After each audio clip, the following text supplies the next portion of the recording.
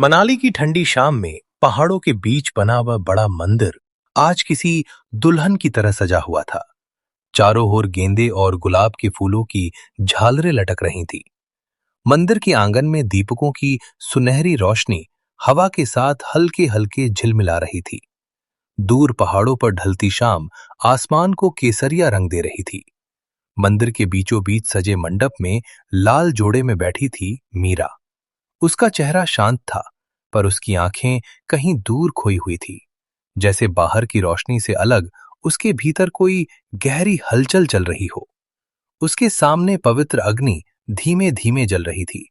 उसके पास बैठा था करण सिंह, गंभीर लेकिन शांत चेहरा। उसकी आंखों में कोई जल्दबाजी नहीं थी, कोई दबाव नहीं, बस एक सच्चा सा वादा था। मंत्रों की धीमी ध्वनि मंदिर में गूंज रही थी। तभी पंडित जी की आवाज आई, कन्या हाथ आगे बढ़ाइए। मीरा के हाथ हल्के से कांप उठे। उसने धीरे धीरे अपना हाथ आगे बढ़ाया, लेकिन जैसे ही उसकी उंगलियां आगे बढ़ीं, उसके मन में अचानक एक और दृश्य चमक उठा। एक मुस्कुराता हुआ चेहरा, फौजी वर्दी और एक नाम, अभिनव। और उसके साथ जुड़ी वह याद, सिर्फ 6 महीने की शादी। 6 महीने पहले मनाली की ठंडी हवा में वही कॉलेज का आंगन हर दिन हंसी और चहल पहल से गूंजता था। पहाड़ों के बीच बना वह पुराना कॉलेज किसी कहानी की तरह लगता था। मीरा वहां हर जगह सबसे आगे रहती थी। कॉलेज के प्रिंसिपल राघवेंद्र जी की पोती होने के बावजूद उसमें जरा भी घमंड नहीं था। वह सबके साथ घुल मिलकर रहती, हंसती, दोस्तों के साथ शरारतें करती। उसी समय उसके जीवन में एक नया मोड़ आया। उसकी शादी तय हुई कैप्टन अभिनव से। अभिनव एक फौजी था, सीधा, सच्चा और बहादुर। शादी के दिन जब सब रस्मों में व्यस्त थे, अभिनव ने मीरा से धीरे से कहा, मैं फौजी हूं, वादा करता हूं कि हमेशा देश की रक्षा करूंगा, लेकिन तुमसे एक वादा चाहता हूं। मीरा ने मुस्कुराकर पूछा, क्या? अभिनव हल्का सा मुस्कुराया, अगर कभी मैं तुम्हारे पास न रहूं, तो भी तुम मुस्कुराना मत छोड़ना। मीरा हंस पड़ी, आप बहुत फिल्मी बातें करते हैं। अभिनव ने भी मुस्कुराकर कहा, फिल्मी ही सही, पर दिल से कह रहा हूं। उनकी शादी के वो 6 महीने किसी सपने से कम नहीं थे। सुबह की साथ में पी गई चाय, शाम की छोटी छोटी बातें, भविष्य के अनगिनत सपने। मीरा को लगता था जैसे उसकी जिंदगी को पूरा आसमान मिल गया हो, लेकिन किस्मत को शायद कुछ और ही मंजूर था। एक दिन घर के दरवाजे पर दस्तक हुई। दरवाजा खुला तो सामने 2 फौजी अफसर खड़े थे। उनकी आंखों में गहरी संवेदना थी। उनमें से एक ने धीरे से कहा, हमें अफसोस है, कैप्टन अभिनव देश की रक्षा करते हुए शहीद हो गए। वो शब्द जैसे आसमान से गिरकर मीरा की दुनिया तोड़ गए। उसके कानों में सब आवाजें धीमी पड़ गईं, जैसे पूरी दुनिया अचानक थम गई हो। उस दिन के बाद सब कुछ बदल गया। मीरा ने खुद को कमरे में बंद कर लिया। वो घंटों अभिनव के लिखे खत पढ़ती रहती, उसकी तस्वीर के सामने बैठकर उससे बातें करती। कॉलेज जाना बंद, हंसी बंद, लोगों से मिलना जुलना बंद। लोग उसे देखकर धीरे से कहते, बेचारी, अभी तो जिंदगी शुरू हुई थी। उसके माता पिता हर दिन उसे समझाने की कोशिश करते, बेटा जिंदगी रुकती नहीं, अभिनव भी यही चाहता होगा कि तुम आगे बढ़ो। लेकिन दर्द इतना गहरा था कि समय भी उसे छू नहीं पा रहा था। कई महीनों बाद बहुत समझाने पर मीरा ने फिर से कॉलेज जाना शुरू किया। कॉलेज का वही आंगन था, वही पहाड़, वही हवा, लेकिन अब सब कुछ अलग लगता था। मीरा कक्षा के कोने में चुपचाप बैठती, किसी से बात नहीं करती, जैसे उसकी दुनिया अब सिर्फ यादों तक सीमित रह गई हो। उसी समय कॉलेज में एक नया छात्र आया, करण सिंह। वह साधारण परिवार से था। उसके दादाजी फौज से सेवानिवृत्त थे। उन्हीं के साथ वह मनाली आया था। न कोई दिखावा, न कोई शान, बस सादगी। एक दिन लाइब्रेरी में मीरा अकेली बैठी थी। सामने किताब खुली थी, पर उसकी आंखें कहीं और खोई हुई थीं। तभी एक आवाज आई, ये सीट खाली है? मीरा ने सिर उठाया। करण सामने खड़ा था। मीरा ने हल्का सा सिर हिलाकर उसे बैठने की अनुमति दे दी थी, लेकिन कुछ ही पल बाद जब उसने सामने खड़े करण को ध्यान से देखा तो वह अचानक घबरा सी गई, जैसे किसी अजनबी की मौजूदगी उसे असहज कर रही हो। बिना कुछ कहे उसने जल्दी से अपनी किताबें समेटी और उठकर वहां से जाने लगी। जैसे ही वह मुड़ी, उसकी किताब के बीच से एक मुड़ा हुआ खत नीचे फर्श पर गिर गया। करण ने तुरंत झुककर वह खत उठा लिया। मीरा ने जैसे ही पीछे मुड़कर देखा कि खत उसके हाथ में है, वह और भी घबरा गई। करण ने चुपचाप वह खत उसकी तरफ बढ़ा दिया। मीरा ने बिना एक शब्द बोले जल्दी से वह खत उसके हाथ से ले लिया और उसे अपनी किताब के बीच दबा लिया। करण की नजर बस एक पल के लिए उस खत पर पड़ी थी। उस पर लिखा था, तुम्हारा अभिनव। करण कुछ समझ नहीं पाया। वो बस हैरानी से मीरा को देखता रह गया और मीरा बिना कुछ कहे तेज कदमों से लाइब्रेरी से बाहर चली गई। इसके बाद कॉलेज में उनकी छोटी छोटी मुलाकातें होने लगी, कभी गलियारे में, कभी लाइब्रेरी की शांत मेजों के बीच और कभी कॉलेज के आंगन में, जहां दूर पहाड़ों से आती ठंडी हवा पेड़ों की पत्तियों को हिला देती थी। करण हर बार बस एक हल्की सी मुस्कान के साथ नमस्ते कह देता। मीरा भी हल्का सा सिर हिलाकर जवाब दे देती, पर बात वहीं खत्म हो जाती। कई बार करण लाइब्रेरी में उसी मेज पर बैठ जाता जहां मीरा बैठती थी। दोनों अपने अपने पन्नों में खोए रहते, लेकिन बीच बीच में एक अजीब सी खामोश समझदारी महसूस होती। एक दिन मीरा किताबों का ढेर उठाए सीढ़ियां चढ़ रही थी। अचानक एक किताब उसके हाथ से फिसलकर नीचे गिर गई। करण तुरंत आगे बढ़ा और किताब उठाकर उसकी तरफ बढ़ा दी। मीरा ने हल्की सी आवाज में कहा, धन्यवाद। शायद कई महीनों बाद ये पहला शब्द था जो उसने किसी अजनबी से कहा था। करण बस मुस्कुरा दिया। उसने कुछ पूछा नहीं, कुछ जानने की कोशिश नहीं की, लेकिन उस खामोश लड़की के बारे में उसके मन में सवाल जरूर उठने लगे थे। एक दिन कॉलेज की आंगन में खड़े खड़े उसने अपने एक सहपाठी से पूछा, वो लाइब्रेरी में जो लड़की हमेशा अकेली बैठती है, वो कौन है और इतनी खामोश क्यों रहती है? उसके दोस्त ने एक पल के लिए गहरी सांस ली और धीमे से बोला, वो मीरा है, हमारे प्रिंसिपल राघवेंद्र जी की पोती। फिर उसने धीरे धीरे पूरी बात बता दी, कैसे कुछ ही महीनों पहले उसकी शादी एक फौजी कैप्टन अभिनव से हुई थी और कैसे देश की रक्षा करते हुए वो शहीद हो गए। बस 6 महीने की शादी और फिर अचानक सब खत्म। करण कुछ पल तक चुप खड़ा रह गया। उसके चेहरे की मुस्कान धीरे धीरे गायब हो गई। उसने दूर लाइब्रेरी की खिड़की की तरफ देखा, जहां मीरा अक्सर चुपचाप बैठी रहती थी। उसके मन में एक ही ख्याल आया, इतनी कम उम्र और इतना गहरा दर्द। उस दिन पहली बार करण को मीरा की खामोशी समझ आई और शायद उसी दिन से उसकी दिलचस्पी सिर्फ जिज्ञासा नहीं रही। अब उसके दिल में उस खामोश लड़की के लिए एक गहरी संवेदना और चिंता जन्म ले चुकी थी। धीरे धीरे कॉलेज के एक प्रोजेक्ट के बहाने दोनों साथ काम करने लगे। करण ने कभी मीरा से जबरदस्ती बात करने की कोशिश नहीं की। वो बस उसकी खामोशी समझने की कोशिश करता रहा। एक दिन उसने धीरे से कहा, मेरे दादाजी कहते हैं, फौजी की पत्नी सबसे मजबूत होती है, क्योंकि वह हर दिन डर के साथ जीती है, फिर भी मुस्कुराती है। मीरा की आंखें भर आईं। शायद पहली बार उसने अपने दिल का दर्द किसी के सामने खुलकर कहा।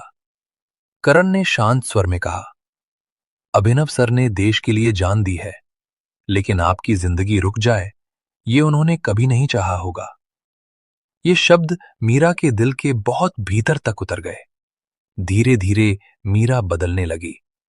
उसने पढ़ाई पर ध्यान देना शुरू किया। उसके चेहरे पर फिर से हल्की सी मुस्कान लौटने लगी। कॉलेज के वार्षिक समारोह में उसने मंच पर एक कविता पढ़ी। उसकी अंतिम पंक्ति थी, जिंदगी रुकती नहीं, बस रूप बदलती है। तालियों की गूंज में उसे लगा जैसे कहीं दूर अभिनव भी मुस्कुरा रहा हो। मीरा को अब धीरे धीरे ये एहसास होने लगा था कि उसकी जिंदगी में जो नई रोशनी लौटी है, उसके पीछे कहीं ना कहीं करण ही है। एक शाम कॉलेज के आंगन में ठंडी हवा चल रही थी। दूर पहाड़ों पर ढलता सूरज आसमान को सुनहरा बना रहा था। मीरा और करण कॉलेज की बेंच पर बैठे थे। कुछ देर दोनों चुप रहे। फिर मीरा ने धीरे से कहा, क्या मैं आपसे कुछ कह सकती हूं? करण ने हल्की मुस्कान के साथ सिर हिला दिया। मीरा ने कुछ पल आसमान की तरफ देखा, जैसे अपने शब्द ढूंढ रही हो। फिर उसकी आवाज थोड़ी धीमी हो गई। आपको शायद पता भी नहीं, लेकिन आपने मेरी जिंदगी बदल दी है। करण थोड़ा चौंक गया। मैंने? मीरा ने हल्की मुस्कान के साथ कहा, हां, जब सब कुछ खत्म हो गया था, जब मुझे लगता था कि मेरी जिंदगी यहीं रुक गई है, तब आपने मुझे याद दिलाया कि जिंदगी अभी भी आगे बढ़ सकती है। कुछ पल के लिए वहां फिर खामोशी छा गई। हवा में पेड़ों की पत्तियां धीरे धीरे हिल रही थीं। करण ने बहुत शांत स्वर में कहा, मीरा, मैंने कुछ खास नहीं किया। मैं बस चाहता था कि आप फिर से मुस्कुराएं। मीरा ने उसकी तरफ देखा। उसकी आंखों में अब पहले जैसी गहरी उदासी नहीं थी। लेकिन वही तो सबसे मुश्किल काम था, उसने धीरे से कहा। करण कुछ बोल नहीं पाया, बस हल्की सी मुस्कान उसके चेहरे पर आ गई। उस पल मीरा के दिल में ये बात पूरी तरह साफ हो चुकी थी। जिस इंसान ने उसे फिर से जीना सिखाया, वो अब उसकी जिंदगी का एक बहुत अहम हिस्सा बन चुका था। एक शाम करण ने अपने दादाजी से पूछा, अगर किसी को दूसरी बार प्यार हो जाए तो क्या वो गलत है? दादाजी मुस्कुराए। प्यार कभी गलत नहीं होता बेटा, गलत सिर्फ डर होता है। करण को अपना जवाब मिल गया। समय बीतता गया। कुछ दिनों बाद मीरा के माता पिता ने भी एक बदलाव महसूस करना शुरू किया। एक सुबह घर के आंगन में हल्की धूप फैली हुई थी। रसोई से चाय की खुशबू आ रही थी। मीरा की मां रसोई से बाहर आईं तो उन्होंने देखा मीरा बरामदे में बैठी किताब पढ़ रही थी। उसके चेहरे पर अब पहले जैसी भारी उदासी नहीं थी। कभी कभी पढ़ते पढ़ते उसके होठों पर हल्की सी मुस्कान भी आ जाती। मीरा के पिता ने अखबार से नजर उठाकर उसे देखा। उन्होंने धीरे से अपनी पत्नी से कहा, तुमने ध्यान दिया, मीरा आजकल थोड़ी बदली बदली सी लग रही है। मां ने भी मीरा की तरफ देखा। कुछ पल तक चुप रहीं, फिर हल्की मुस्कान के साथ बोली, हां, मैंने भी देखा है। पहले वह पूरे दिन कमरे में बंद रहती थी, लेकिन अब कभी कभी खुद ही बाहर आकर बैठ जाती है। पिता ने गहरी सांस ली। उनकी आंखों में एक हल्की सी राहत दिखाई दी। शायद समय धीरे धीरे उसके घाव भर रहा है। मां ने धीमे से कहा, या फिर उसकी जिंदगी में कोई ऐसा आया है जिसने उसे फिर से मुस्कुराना सिखा दिया। पिता ने थोड़ा हैरानी से उनकी तरफ देखा। तुम ऐसा क्यों कह रही हो? मां मुस्कुरा दी। मां हूं, इतना तो समझ ही सकती हूं। दूर बरामदे में बैठी मीरा उस समय किताब के पन्ने पलट रही थी। हवा के साथ उसके बाल हल्के हल्के उड़ रहे थे और उसके चेहरे पर जो छोटी सी मुस्कान थी, वह उसके माता पिता के लिए कई महीनों बाद सबसे बड़ी खुशी बन गई। एक दिन कॉलेज की दोपहर कुछ अलग ही थी। पहाड़ों से आती ठंडी हवा आंगन में लगे पेड़ों की पत्तियों को धीरे धीरे हिला रही थी। मीरा और करण कॉलेज के बगीचे के पास खड़े बात कर रहे थे। आज मीरा के चेहरे पर वह हल्की सी मुस्कान नहीं, बल्कि खुलकर हंसी थी। करण ने कोई छोटी सी मजाक की बात कही थी और मीरा हंस पड़ी थी। उसी समय थोड़ी दूर से कॉलेज के प्रिंसिपल राघवेंद्र जी उधर से गुजर रहे थे। उनकी नजर अचानक मीरा पर पड़ी। वे कुछ पल के लिए वहीं रुक गए। कई महीनों बाद उन्होंने अपनी पोती को इतनी खुलकर हंसते हुए देखा था। उनकी आंखों में एक गहरी राहत और खुशी चमक उठी। उन्होंने ध्यान से देखा। मीरा के सामने खड़ा लड़का बहुत सादगी से उससे बात कर रहा था। ना कोई बनावट, ना कोई दिखावा। राघवेंद्र जी हल्की सी मुस्कान के साथ चुपचाप वहां से आगे बढ़ गए। उस शाम घर पहुंचकर उन्होंने मीरा के माता पिता को बुलाया। तीनों ड्राइंग रूम में बैठे थे। राघवेंद्र जी ने शांत स्वर में कहा, आज मैंने कॉलेज में मीरा को देखा। वह हंस रही थी। माता पिता ने हैरानी से उनकी तरफ देखा। सच? मीरा की मां के चेहरे पर उम्मीद चमक उठी। राघवेंद्र जी ने सिर हिलाया। हां, और उसके साथ एक लड़का था। नाम है करण सिंह। उन्होंने थोड़ा रुक कर आगे कहा, मैंने कुछ दिनों से उसे कॉलेज में देखा है। वह बहुत सादा और संस्कारी लड़का लगता है। मीरा के पिता ध्यान से सुन रहे थे। राघवेंद्र जी ने मुस्कुराते हुए कहा, मुझे लगता है उसी की वजह से मीरा धीरे धीरे फिर से मुस्कुराना सीख रही है। कमरे में कुछ पल के लिए खामोशी छा गई। फिर उन्होंने धीरे से कहा, अगर तुम्हें ठीक लगे तो उस लड़के को एक दिन घर बुला लो। मैं उससे मिलना चाहता हूं। मीरा के माता पिता ने एक दूसरे की तरफ देखा।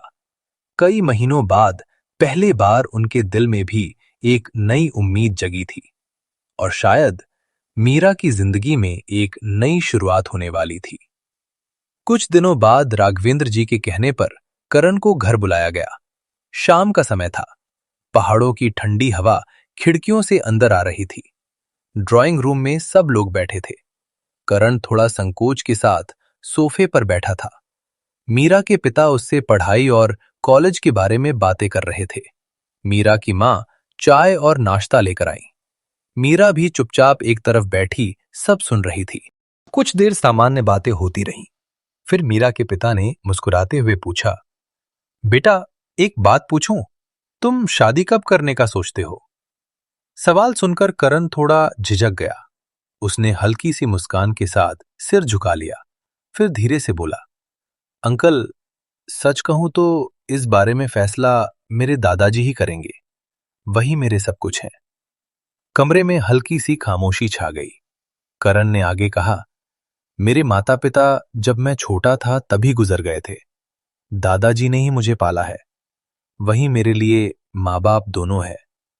उसकी आवाज में सम्मान और अपनापन साफ झलक रहा था। मीरा चुपचाप बैठी ये सब सुन रही थी। उसने पहली बार करण की जिंदगी का ये सच जाना था। उसके दिल में अचानक एक गहरी भावना उठी। जिस लड़के ने इतनी कम उम्र में अपने माता पिता खो दिए, वही आज दूसरों को जीने की हिम्मत दे रहा है। मीरा ने धीरे से करण की तरफ देखा। उसके चेहरे पर हमेशा की तरह शांति थी, लेकिन अब मीरा की नजर में वो पहले से भी ज्यादा मजबूत और सम्मान के योग्य लग रहा था। उस पल मीरा के मन में करण के लिए सम्मान और भी गहरा हो गया। करण के जाने के बाद घर में कुछ देर तक खामोशी छाई रही। फिर मीरा की मां ने धीरे से कहा, लड़का बहुत अच्छा लगा मुझे। कितना समझदार और सुलझा हुआ है। मीरा के पिता ने भी सहमति में सिर हिलाया। हां, और सबसे बड़ी बात, बहुत संस्कारी है। बात करने का तरीका भी कितना सम्मान भरा था। राघवेंद्र जी हल्की मुस्कान के साथ कुर्सी पर बैठे थे। उन्होंने धीरे से कहा, ऐसे लड़के आजकल बहुत कम मिलते हैं। सीधा सादा, लेकिन दिल का बहुत साफ। कमरे में बैठे सभी लोग करण की ही बातें कर रहे थे। मीरा चुपचाप एक तरफ बैठी सब सुन रही थी। कुछ देर बाद उसकी मां ने प्यार से उसकी तरफ देखा और पूछा, मीरा, एक बात बताओ, क्या तुम्हें करण पसंद है? ये सवाल सुनते ही मीरा जैसे अचानक घबरा गई। उसके चेहरे की मुस्कान पल भर में गायब हो गई। उसकी आंखों में डर उतर आया। धीरे धीरे उसकी आंखें भरने लगीं। वह धीमी आवाज में बोली, मुझे डर लगता है। सब लोग उसे हैरानी से देखने लगे। मीरा की आंखों से आंसू बहने लगे। जिसे भी मैं चाहती हूं, वो मुझसे छिन जाता है। मैं मैं फिर से किसी को खो नहीं सकती। कमरे में गहरी खामोशी छा गई। मीरा की मां तुरंत उसके पास आकर बैठ गईं और उसे गले लगा लिया। पिता ने भी उसके सिर पर हाथ रखा। राघवेंद्र जी ने बहुत शांत और स्नेह भरी आवाज में कहा, बेटी, जिंदगी हर बार दर्द नहीं देती। मीरा चुपचाप रो रही थी। मां ने उसके आंसू पोंछते हुए कहा, तुम डर मत हो, हर बार ऐसा नहीं होता।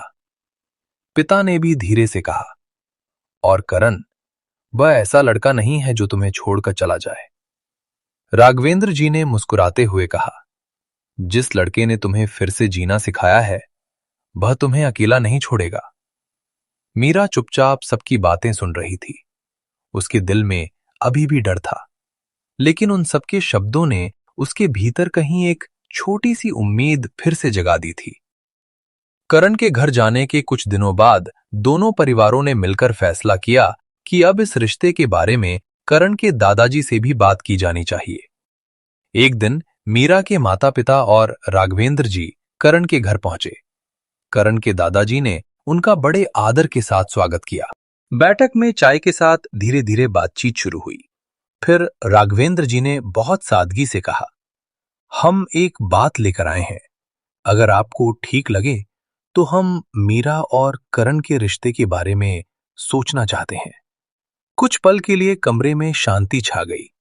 करण के दादाजी ने गहरी नजर से सबको देखा, फिर मुस्कुराते हुए बोले, अगर करण खुश है और लड़की भी अच्छी है तो मुझे क्या आपत्ति हो सकती है।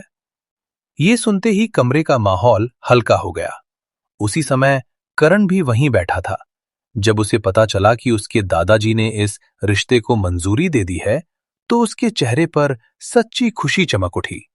लेकिन तभी करण के दादाजी ने धीरे से कहा, बेटा, एक बात और, तुम मीरा से खुद बात करो। उसे अभी भी शादी से डर लगता है। करण ने गंभीरता से सिर हिला दिया। करण और मीरा की बातचीत अगले दिन कॉलेज के बगीचे में करण ने मीरा से मिलने के लिए कहा। मीरा शांत खड़ी थी। करण ने धीरे से कहा, मीरा, हमारे घर वालों ने शादी की बात की है। ये सुनते ही मीरा का चेहरा बदल गया। उसकी आंखों में वही पुराना डर लौट आया। वो जल्दी से बोली, नहीं करण, तुम मुझसे शादी मत करो। करण चौंक गया। मीरा की आंखों में आंसू आ गए। मैं तुम्हें खोना नहीं चाहती। जिसे भी मैं अपना मानती हूं, वो मुझसे छिन जाता है। करण कुछ पल चुप रहा। फिर उसने बहुत शांत और सच्चे स्वर में कहा, मीरा, हर बार जिंदगी किसी को छीनने नहीं आती। मीरा चुप रही।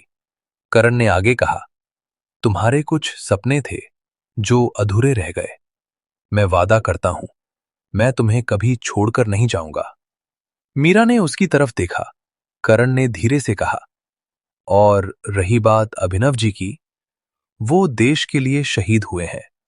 मैं उनकी जगह कभी नहीं ले सकता। उसकी आवाज में गहरा सम्मान था। लेकिन मीरा, तुम यूं ही जीना छोड़ दो, ये भी तो सही नहीं है। सोचो, अगर वो कहीं से तुम्हें देख रहे होंगे तो क्या तुम्हें इस हालत में देखकर खुश होंगे। मीरा की आंखें भर आईं। करण ने धीरे से कहा, तुम्हें खुश देखने का हक उन्हें भी है और तुम्हें भी। मीरा कुछ नहीं बोली, बस चुपचाप वहां से चली गई। उस रात मीरा सो नहीं पाई। करण की बातें उसके मन में बार बार गूंज रही थीं। आखिर वो उठकर अपने कमरे के कोने में रखी अभिनव की तस्वीर के पास गई। कमरे में हल्की सी पीली रोशनी थी। मीरा तस्वीर के सामने बैठ गई। उसकी आंखें नम थीं। वो धीरे से बोली, अभिनव, क्या ये सही है? फिर से शादी? उसकी आवाज कांप रही थी। मुझे डर लगता है, लेकिन करण बहुत अच्छा है। मीरा देर तक तस्वीर से बातें करती रही, जैसे वो हर सवाल का जवाब उसी से ढूंढ रही हो। धीरे धीरे रात गहरी होती गई। थकान और आंसुओं के बीच कब उसकी आंख लग गई, उसे खुद भी पता नहीं चला। वो वहीं बैठी बैठी सो गई और उसके सामने टेबल पर अभिनव की तस्वीर शांत मुस्कान के साथ रखी हुई थी। उस रात मीरा कब सो गई, उसे खुद भी पता नहीं चला, लेकिन नींद में उसे एक अजीब सा सपना आया। उसने देखा, एक बड़ा सा मंडप सजा हुआ है। चारों ओर फूलों की खुशबू है।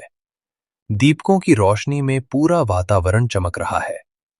मंडप में वो और करण बैठे हैं। पंडित जी मंत्र पढ़ रहे हैं। लेकिन तभी मीरा की नजर दूर खड़े एक चेहरे पर पड़ी। वो अभिनव था, फौजी वर्दी में, वैसी ही शांत मुस्कान के साथ। मीरा उसे देखकर स्तब्ध रह गई। अभिनव धीरे धीरे उसकी ओर बढ़ा। वो उसके सामने आकर बहुत स्नेह से बोला, मीरा, तुम हमेशा खुश रहना। मीरा की आंखें भर आईं। अभिनव ने आगे कहा, और कभी मुझे याद करके रोना मत। मीरा कुछ कह भी नहीं पाई थी कि धीरे धीरे अभिनव की छवि धुंधली होने लगी। कुछ ही पल में वह गायब हो गया। मीरा घबराकर जोर से बोली, अभिनव! और अचानक उसकी नींद खुल गई। सुबह की हल्की रोशनी कमरे में फैल चुकी थी। मीरा का दिल तेजी से धड़क रहा था। वह तुरंत उठी और जल्दी जल्दी कमरे से बाहर निकलकर अपनी मां के पास पहुंची। मां, मां! मां ने उसे घबराया हुआ देखा। क्या हुआ मीरा?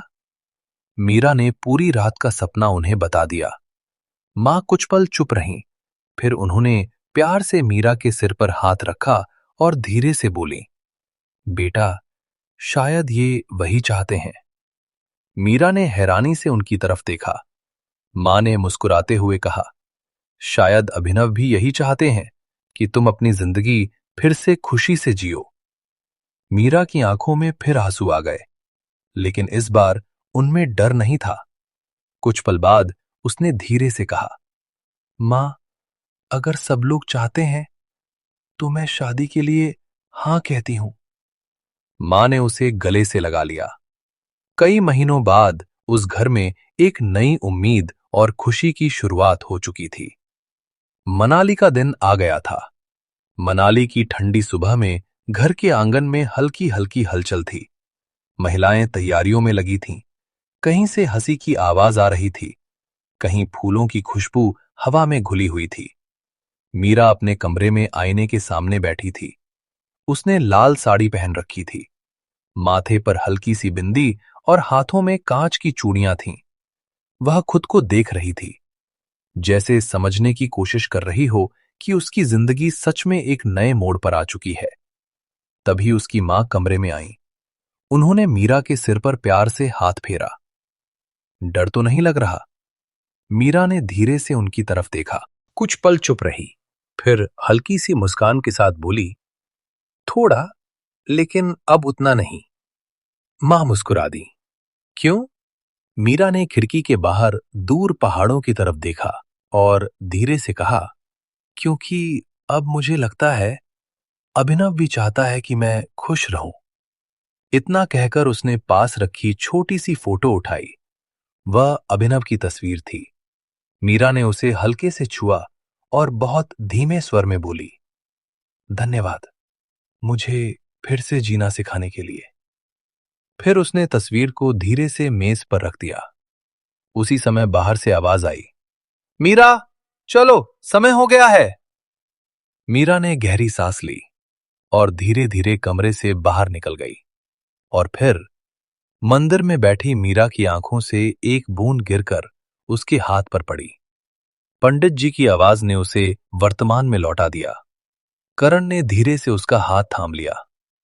मैं अभिनव की जगह नहीं ले सकता, उसने धीमे स्वर में कहा, लेकिन आपका साथ कभी नहीं छोड़ूंगा।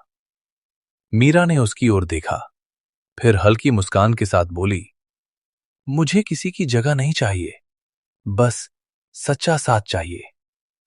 मंगलसूत्र की हल्की सी आवाज, मंत्रों की धुन और पहाड़ों पर ढलती शाम की सुनहरी रोशनी। उस दिन मीरा ने सिर्फ विवाह नहीं किया, उसने जिंदगी को दोबारा अपनाया। मनाली के पहाड़ वही थे, हवा वही थी, लेकिन अब मीरा सिर्फ एक शहीद की पत्नी नहीं थी। वह एक मजबूत स्त्री थी, जिसने दर्द के बाद भी प्यार पर विश्वास किया।